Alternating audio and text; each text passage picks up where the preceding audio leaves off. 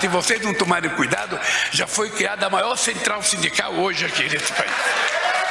Lula agora quer passar a mão nos ganhos, no salário dos motoristas e entregadores de aplicativo, né? iFood, Uber, Mercado Livre, todos hoje que trabalham nesses aplicativos estão eventualmente na mira do governo.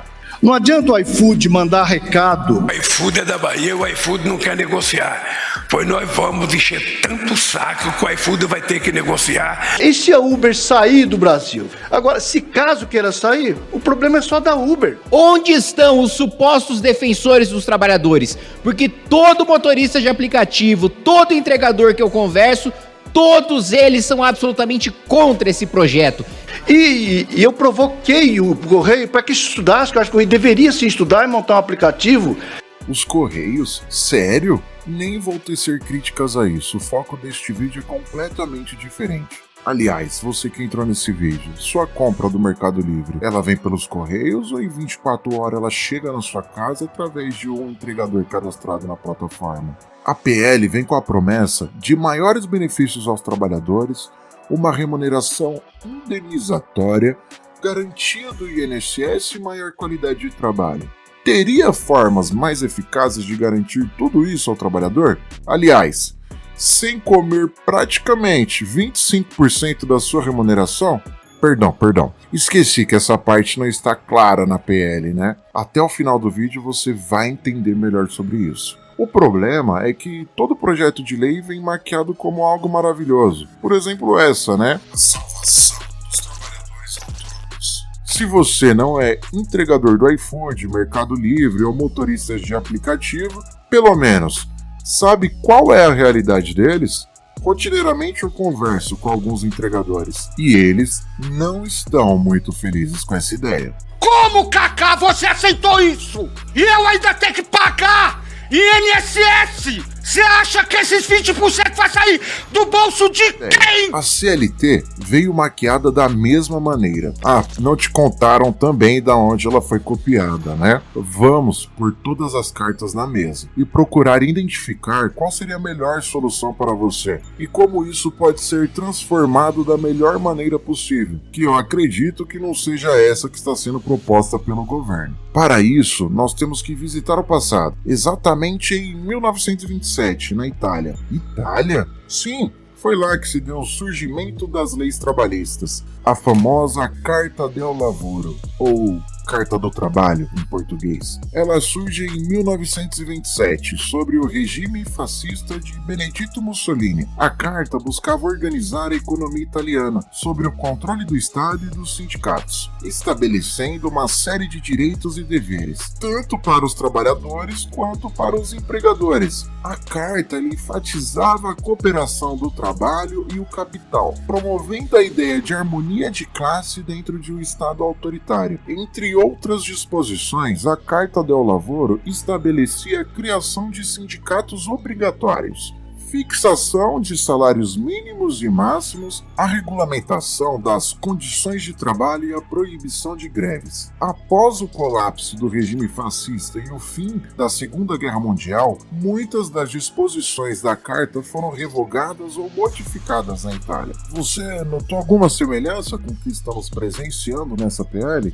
O projeto de lei do Uber obriga as empresas a pagarem aos trabalhadores uma quantia de R$ 32,09 por hora, e para isso o trabalhador deve fazer no mínimo 8 horas diárias de efetivamente trabalho. Com isso, possivelmente ele não conseguiria alternar entre a 99 e a Uber, como muitos fazem. Esses R$ 32,09 por hora não seriam dados integralmente ao motorista. Eles viriam descontando INSS, imposto e talvez algumas taxas que não estão claras ainda no projeto. Será retido do trabalhador 7,5% referente à remuneração que compõe o valor de 25% da hora paga, ou seja, o valor de R$ 8,02 por hora. A Uber também teria que recolher 20% sobre os valores também, uma quantia de R$ 8,02. O valor recebido pelo motorista seria de aproximadamente R$ 24,07 da maneira líquida. Só que dessa remuneração ele teria que pagar o imposto de renda. Agora o governo tem ciência de quanto ele recebe. Sim, no acordo entre a Uber e o governo, ela gerará um relatório informando o número de horas trabalhadas, bônus e outras remunerações vindas da Uber. E só um questionamento: o governo teria posse desse relatório? Vamos agora olhar a tabela do imposto de renda. A proposta ela não prevê uma regularização desses trabalhadores autônomos como prestadores de serviços PJ. E ela prevê que esses trabalhadores sejam enquadrados meio que uma CLT. Então temos que considerar o imposto de renda de pessoa física. O governo federal não considera a remuneração líquida no imposto. Ele não quer saber se o João ganhou 10 mil e os custos operacionais do trabalho foi de 5 mil. Então vamos ser bonzinhos com o João e cobrar um imposto só sobre os 5 que ficou com ele. Não é dessa forma que o imposto funciona. A atribuição se dá ao bruto recebido que entrou em sua conta, que seriam os 10 mil. É importante frisar para algumas pessoas que esse cálculo ele é meramente ilustrativo baseado nos dados que temos disponível, tá? Então vamos lá, vamos calcular o ganho médio de um motorista que trabalha por volta de 8 horas diárias. A simulação é simples, suponha que ele faça 3 corridas de R$20 por hora trabalhada. A Uber retém 20% para o Uber Black e 25% para a Uber X. Pelo que eu localizei, a taxa cobrada por ela por te arrumar uma corrida. Nada mais justo, né? Um comissionamento por te arrumar um cliente. Considerando a média, a taxa descontada seria de 22,5. O motorista ganharia por volta de 15,50 por cada uma dessas corridas. Fazendo 3 por hora, teria um ganho bruto de 46,50. Ele trabalhando 8 horas por dia, seus ganhos diários seriam de R$372 brutos, sem descontar gasolina, manutenção e seguro do carro e tudo mais que um motorista tem de custo. Agora, vamos fazer o seguinte, vamos considerar que ele folga aos domingos. Ele trabalharia em torno de 26 dias ao mês e teria um ganho bruto de 9.672. Partindo desse pressuposto do ganho bruto do motorista, ele já passou da alíquota máxima de imposto. Ele teria que obrigatoriamente pagar ao governo 27,5%. Ele teria um valor líquido de R$ 7.012,20 e daqui excluiria os seus custos. Para ser motorista de aplicativo, considerando que o Uber roda de 30 km por hora, nessas 8 horas por dia ele rodaria aproximadamente 240 km. Na semana que ele trabalhar 6 dias, 1.440 km. Dá para calcular uma média do uso de gasolina. Vamos considerar os carros populares do Brasil. A média que um carro anda por litro de gasolina é entre 10 a 15 km, que daria na média de 12,5 km. Considerando isso, ele precisaria de 115 litros de gasolina para rodar a semana toda. O custo médio do Brasil por litro de gasolina está por volta de R$ 5,58. Ele teria um custo de aproximadamente R$ 642 por semana. No mês, R$ 2.571,26, sem considerar custos de manutenção do veículo, seguro e vamos colocar refeição. O motorista teria um lucro de R$ 4.440,94. Esse seria o lucro médio de um motorista que trabalha 8 horas por dia, sem considerar bônus, corridas dinâmicas, entre outras coisas que a Uber promove. Como vimos, a Uber tem um lucro por viagem entre 20% e 25%. A PL ela não traz a obrigatoriedade de a Uber não poder alterar essa taxa. Ela pagaria uma taxa indenizatória ao motorista de graça? Sério mesmo? Nenhuma empresa faz nada de graça. E ela mesma não abriria mão do seu lucro. Você pode achar maquiavélico. Empresários ruins que não pensam nem um pingo nos funcionários. Mas se você abre uma empresa, você visa o lucro. E se ela não fornece lucro a você, você fecha as portas. Simples assim. O ganho da Uber com esse mesmo motorista seria de R$ 4,50 por corrida. Ele faz 3 por hora, a Uber teria um lucro de R$ 3,50 por hora, 108 por dia e R$ 2.808 por mês. Só que com as novas regras da PL, ela teria agora que pagar uma quantia de R$ 32,09 por hora trabalhada e reter 25% do valor por hora para a contribuição patronal. A Uber agora teria um custo por motorista. Por hora, esse custo seria de R$ 40,11, por dia de 320 e por mês de R$ 8.342,88. E você jura que a remuneração por corrida vai permanecer inalterada. Hoje a Uber não tinha um custo fixo por motorista, nem ao menos ela era obrigada a recolher esses valores ao governo. Obrigatoriedade sindical pode surgir junto à PL, igual aconteceu com os enfermeiros. Afinal de contas, por que não ter uma pessoa que nem conhece a sua rotina de trabalho opinando por você, não é mesmo? Isso beneficia muito mais o governo do que os trabalhadores autônomos em si.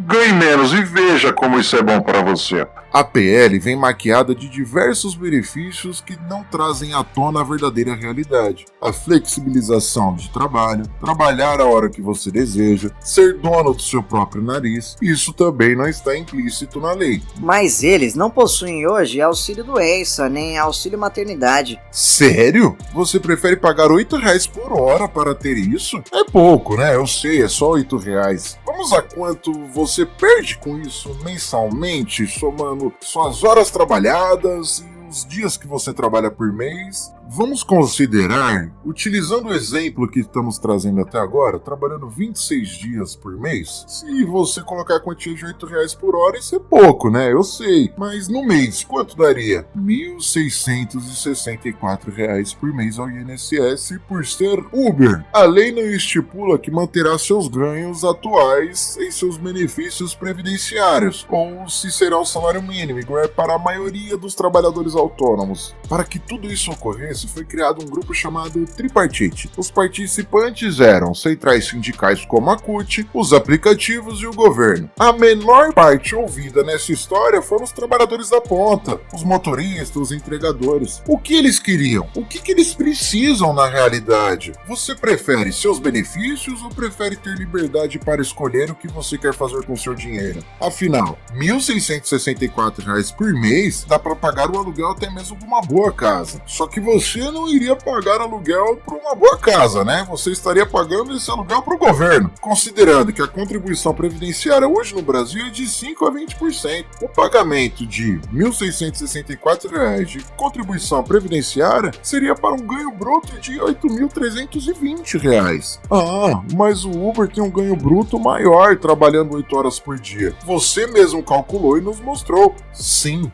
ele ganha mais. Até nisso ele sairia na defasagem. O lucro da Uber seria maior sobre ele. Vamos favorecer os trabalhadores e não as grandes empresas. Esse discurso cola igual chiclete. Agora fica o questionamento. O que a Uber está ganhando nesse acordo? Isenção fiscal, benefícios governamentais, incentivos do governo ou ampliação dos lucros? Alguma coisa ele está ganhando. O negócio seria o mesmo para os entregadores do iFood. Ele pulou fora do barco, levando em consideração que os entregadores não possuem os mesmos ganhos que os motoristas e nem mesmo os mesmos custos. O valor de imposto e contribuição previdenciária seriam os mesmos. O Mercado Livre entrou na mira. Conversei com um entregador recentemente que trabalhava de moto. Ele falou que ganhava na saída da transportadora e que esse ganho era de R$196 por saída, que levava 3 horas para realizar todas as entregas que ele pegava e que ainda podia retornar e abastecer de novo se ainda tivesse mais carga. Abastecendo de mercadoria 2 vezes, ele teria um ganho bruto de R$392 por dia, trabalhando um total de 6 horas. O iFood não sei ao certo como funciona, mas de acordo com os motoboys que conversei, o ganho livre deles, o que fica no bolso para eles utilizarem, está entre 3 e 4 mil reais, considerando que eles trabalham de 6 a 8 horas por dia. Tudo bem, então se a solução não é a regulamentação, o que seria? Todas essas empresas hoje são empresas privadas. Por que não fazer uma parceria com outras empresas privadas? Postos de gasolinas, seguradoras e banco de investimentos, por exemplo. Vamos desenhar aqui uma alteração nas empresas para maiores benefícios ao trabalhador? Já que isso é o que está sendo proposto, hoje todos esses trabalhadores poderiam ser enquadrados no MEI. Se a intenção seria auxílio real a esses trabalhadores, interessante estipular que esse ganho máximo do MEI fosse um ganho líquido e não bruto, como acontece hoje. Então, ele poderia ter um ganho líquido de R$6.750 ao mês. O MEI ele tem uma contribuição mensal obrigatória de R$ 70,60. Essa contribuição garante todos os benefícios que estão em pautas ao trabalhador, como salário maternidade, auxílio doença e aposentadoria, possibilitando até mesmo de ter um funcionário registrado. E seu carro e sua moto não precisa parar de rodar. Você poderia contratar um funcionário, um motorista ou um entregador, e ele poderia ficar rodando com o seu carro e sua moto pelo período restante de tempo que você não gostaria de rodar. Com isso, já excluiríamos a desculpa para ter uma contribuição previdenciária de R$ 1.664 por mês, contribuindo com apenas R$ 70,60. Afinal, a meta é auxiliar os trabalhadores autônomos, não?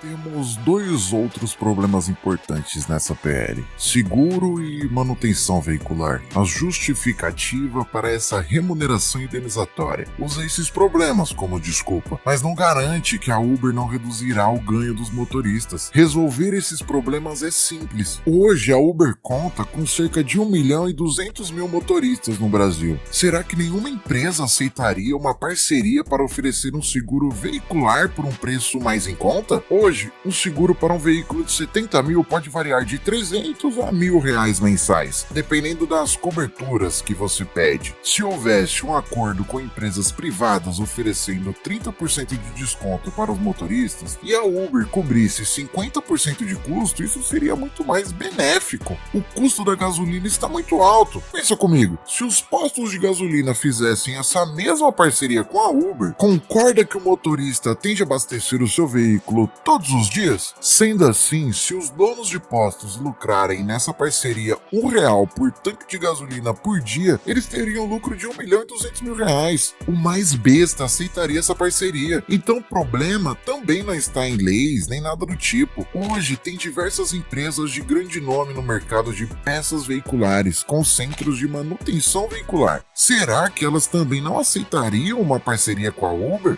Já existe hoje uma parceria, só que ela é feita mais com os motoristas do que com a Uber em si. Concessionárias e grandes marcas em nosso país oferecem descontos para os motoristas na aquisição de veículos. Descontos maravilhosos, inclusive. As coisas são até simples de resolver. O problema é que, infelizmente, deixamos essas decisões nas mãos de governantes, que nem mesmo sabem o que estão fazendo. Eles não conhecem seu esforço, os seus ganhos, nem mesmo como funciona a sua rotina de trabalho. Não sabem o que você realmente precisa. Você confiaria em um engenheiro para operar seu coração? Parece um absurdo. Mas é isso que está acontecendo. Pessoas sem conhecimento tomando decisões cruciais para a nossa vida profissional.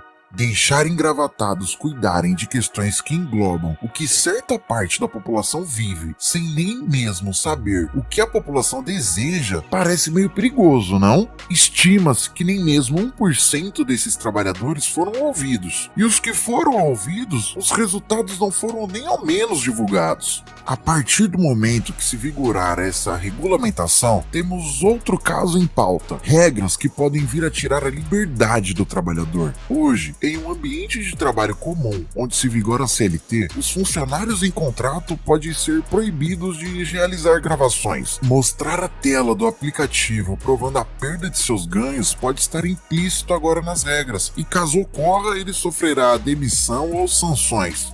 O caso não é da Uber, não é da iFood, mas é um caso muito mais profundo ainda em nossa sociedade. Muitos acreditam que os políticos têm o poder de mudar as nossas vidas, quando na verdade são as nossas ações que irão ditar a nossa transformação. Existem soluções práticas que beneficiam motoristas e entregadores, diferente do que o ministro sugere. Essa PL aumentará o ganho da Uber e reduzirá o dos motoristas. A favor de quem está essa PL?